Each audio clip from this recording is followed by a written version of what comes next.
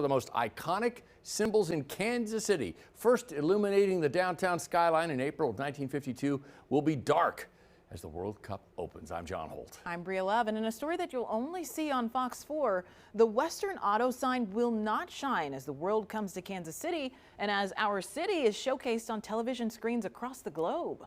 Fox 4's Malik Jackson is near the landmark. He joins us live tonight. So Malik, our understanding that there's an agreement here.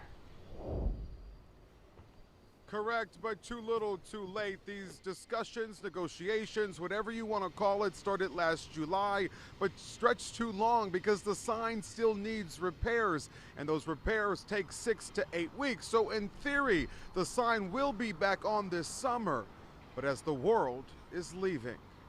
Is this disappointing? I mean, it's an iconic sign. I know that there was a race to get it on prior to. We worked a long time, more than a year of negotiations and deals, and it's not going to happen. Are you disappointed? You know, look, I'm a realist, and so I recognize that along the way there were discussions of union relationships, the HOA, and no HOA is easy, and it's funny that you can have something that can be, of course, a global symbol for Kansas City, but it still relates to a neighborhood. After months of back and forth with the city, the Western Auto Lofts Homeowners Association, a union that offered to help but wanted advertisement in front of the sign, a deal has been reached to once again illuminate the downtown skyline with the Western Auto Lofts sign.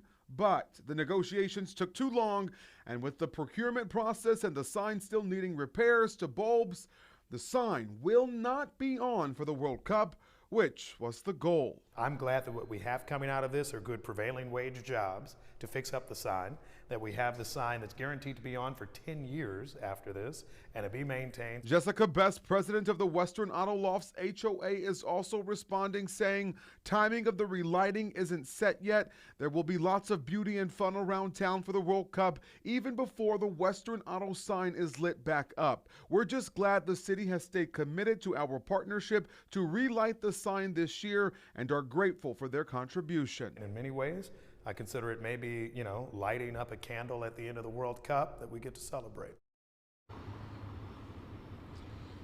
You heard it there. So as the world arrives, this sign that you see over my left shoulder indeed will be dark. Mayor Quinton Lucas wanted to stress that this is a private entity that owns the sign, but once again, the city was in negotiations since last July, and they pledged $100,000, the same amount that they're giving now, months ago, before this deal now has been completed. But again, it will be dark.